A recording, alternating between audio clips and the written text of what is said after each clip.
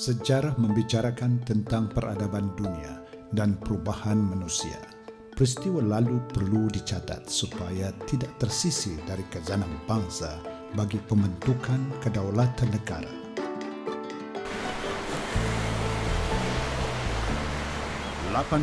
ribu dokumen asal mengenai sejarah Boni Utara untuk sumber rujukan.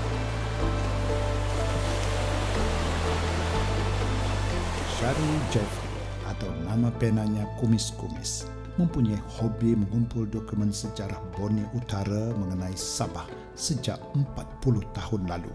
Anak kepada mantan anggota polis Sarjan Jeffrey Muhammad Asy memiliki lebih 85,000 dokumen asal sejarah dari pelbagai aspek dan peristiwa dalam bentuk digital dan artifak. Shari lahir pada tahun 1970 dan dibesarkan dalam keluarga neneknya di Kampung Sembulan Lama, Kota Kinabalu, Sabah. Keluarga mereka adalah penduduk asal terawal di kampung ini. Beliau memiliki kelulusan perakaunan dan perbankan. Kini sebagai timbalan presiden dan ketua Jabatan Pinjaman Kenderaan dan Pembangunan Perniagaan bagi Sabah, Sarawak dan wilayah Persekutuan Labuan di sebuah bank di Kota Kinabalu. Tugas beliau yang sibuk dan mencabar, namun ia tidak menghalang Shari daripada merentasi hobinya meminati bidang sejarah. 15 bulan Oktober 1990, saya menjawat jawatan sebagai seorang kerani. Saya pun dipindah kepada di pelbagai cawangan lah. Pernah bekerja di Kuala Lumpur dan saya pun beruntung mendapat pendedahan melawat beberapa negara di dunia. Jadi saya rasa sangat beruntunglah sebagai orang-orang tempatan yang diberi peluang untuk bekerja dan mendapat pendedahan. Itu merupakan satu rahmat. Dalam usia 6 tahun, Shari sering mendengar cerita mengenai sejarah yang dikisahkan neneknya. Pengisahan secara lisan ini sebagai budaya penglibur lara dalam keluarga mereka. Pengalaman inilah mendorong dia menulis salinan salasilah dan keturunan keluarga ketika dia berusia 11 tahun. Shari banyak mewarisi artifak peninggalan arwah datuknya seperti stem dan sampul surat lama Boni Utara, duit siling lama, keris, pedang, tombak dan beberapa barangan tembaga serta dokumen lama seperti manuskrip tulisan Jawi karya nenek moyang mereka yang berusia ratusan tahun. Pengalaman luas neneknya menjadi sisi penglibur lara lebih menarik dengan berbagai peristiwa sejarah. Ini yang dijelaskan oleh Shari terhadap pengalaman neneknya yang memiliki sumber sejarah lisan. Dia ni dilantik juga oleh bapaknya, neneknya atau moyangnya sebelum ni untuk menyimpankan banyak khazanah-khazanah sejarah Sembulan. Dia ada buku diary dia sendiri dari tahun 30-an, 40-an, 50-an. Dia ada menyimpan buku-buku diary. Istimewa pasal atuk saya ni, dia lahir pada tahun 1903. Maka cerita-cerita yang dia bawa tu semua abad ke-19, tahun 18. Dan dia juga menjelaskan bahawa Sembulan ni dulu memang merupakan sebuah wilayah. Saya membesar dengan cerita-cerita beginilah. Kemana tumpahnya kuah kalau tak ke nasi? Demikianlah juga Shari Jeffrey yang mewarisi minat nenek dan ayahnya dalam menyimpan khazanah warisan keluarga sehingga hari ini. Pada masa yang sama, Shari berjaya mengumpul lebih 85,000 dokumen sejarah dalam pelbagai peristiwa dengan pendekatannya sendiri. Saya sudah menyimpan dan mewarisi dokumen-dokumen lama. Tetapi timbul rasa bahawa dokumen itu tidak lengkap. Saya pada mulanya pergi ke Arkib Negeri Sabah lah. Dan saya meminta dokumen-dokumen daripada Arkib. Bila kita pergi Arkib, kita masih lagi tidak rasa dokumen itu cukup. Maka saya pergi ke Perpustakaan Yayasan Sabah. Daripada 3 dokumen yang asal yang saya dapat tu, pertama koleksi peribadi. Saya membuat satu senarai lah, indeks apakah dokumen yang perlu, dan indeks-indeks ni tidak ada di sini. Apa dokumen kita, sebab kita tidak tahu apa dokumen yang kita mau cari. Jadi saya beruntung sebab saya dapat senarai indeks dokumen yang disimpan di arsip luar negeri macam begitu. Jadi saya ada beberapa proses lah. Proses pertama adalah saya membeli dokumen-dokumen secara online daripada London. Pada suatu ketika saya dihantar ke London bercuti oleh syarikat saya. Saya ambil kesempatan itu untuk melawat dan membawa balik lagi dokumen-dokumen sejarah daripada London. Dokumen dan buku itu merupakan asas daripada koleksi 85,000 tu. Saya bersyukur kerana dengan adanya dokumen digital ni kita boleh letak aplikasi WPS dan OCR dan kami boleh program dan kami boleh menjejak sejarah dengan lebih efisien lagi lah, dengan lebih produktif lah. Teknik yang saya gunakan adalah timeline lah.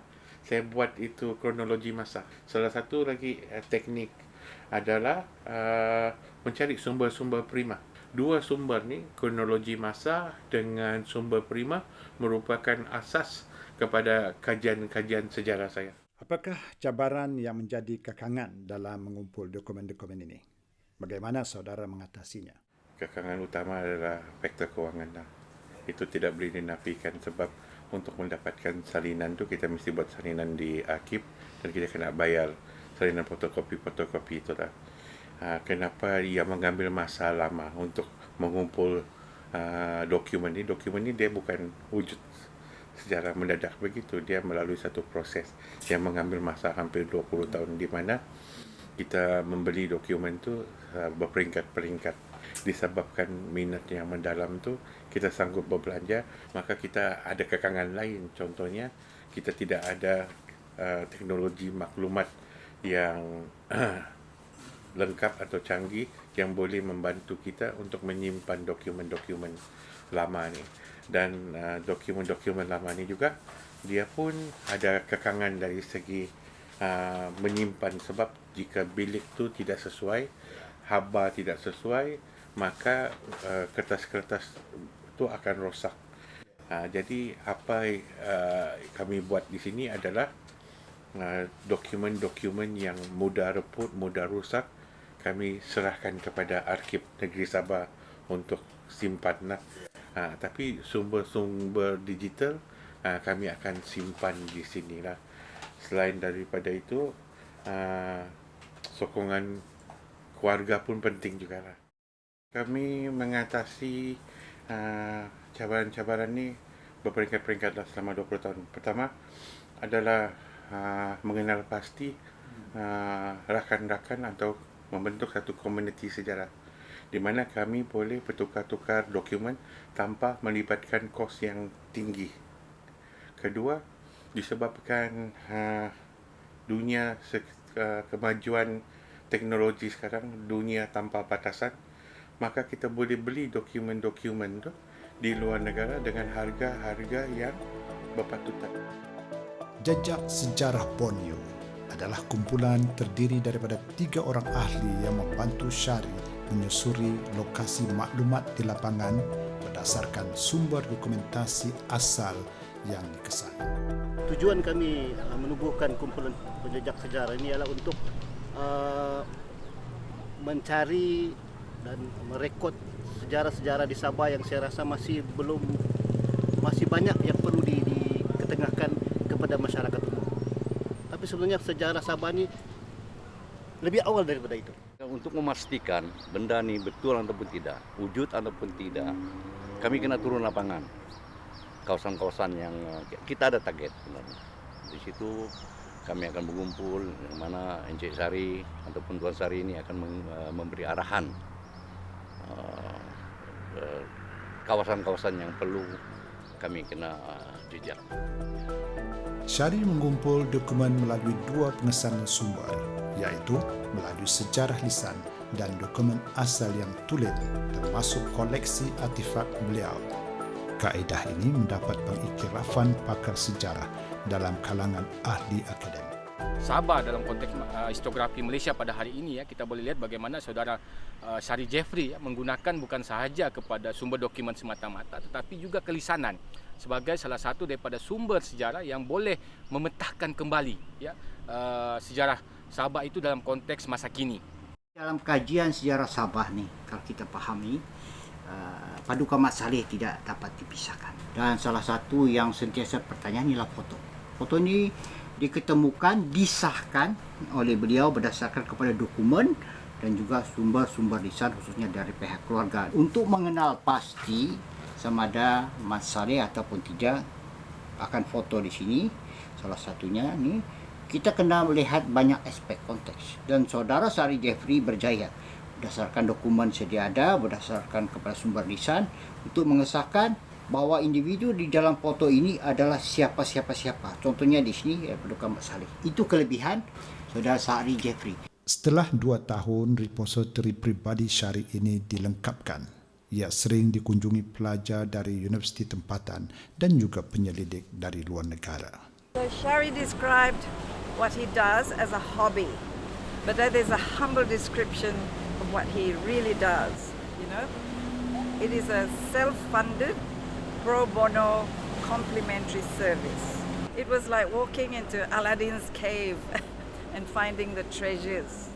Sekarang saya berada di koleksi yang disediakan dan dicipta oleh Encik Sari. Dan saya mendapati bahan-bahan ini sangat membantu untuk dijadikan sebagai rujukan PhD saya. Dan saya berharap usaha ini berterusan bagi memudahkan lagi rujukan yang akan dibuat oleh pelajar-pelajar yang akan datang.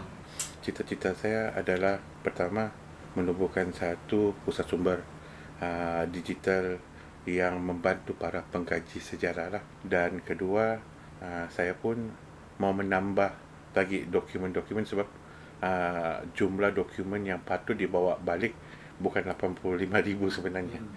Saya rasa ada lebih kurang lebih daripada 1 juta muka surat dokumen yang masih disimpan di luar negara. Bagi saya dia merupakan sejarah silam kita yang patut dibawa balik dan patut dikaji oleh generasi-generasi akan datang. Orang yang macam kami yang buat kajian lebih daripada 20 tahun telah melalui fasa-fasa di mana kami sampai ke satu peringkat hampir berputus asa untuk mencari dokumen. Jadi kami tidak mau kesusahan kami ni disambung oleh generasi akan datang. Jadi kami akan create satu platform di mana mereka boleh menjejak sejarah secara visual dengan menggunakan advanced digital teknologi yang baru yang boleh menggunakan sistem digital dan kajian menjadi lebih cepat dan cost efektif, lebih murah dan maklumat yang mereka kaji dan kongsikan bermutu tinggi dari segi kesempurnaan dokumen dan kesempurnaan kajian-kajian sejarah. Insan profesional ini dengan kepekaran perakaunan dan perbankan telah merentasi kepekarannya dengan memilih hobi mengumpul dokumen sejarah berubah menjadi satu tanggungjawab bagi membantu generasi penyelidik baru untuk merujuk fakta sejarah yang tulen dan asal. Perbelanjaan sendiri yang digunakan tidak mengharapkan pulangan wang sebagai nilai keuntungan, tetapi bangga kerana dia dapat menyumbang khazanah ilmu untuk bangsa dan negara. Diharap dokumen ini akan dirujuk oleh golongan ilmuwan, pelajar dan penyelidik. Beliau juga ingin jadikan semua dokumen ini milik masyarakat sebagai amal jariah. Inilah usaha dan impian murni Syarif Jeffrey yang sukar ditandingi sebagai sejarawan tersembunyi atau hidden historian.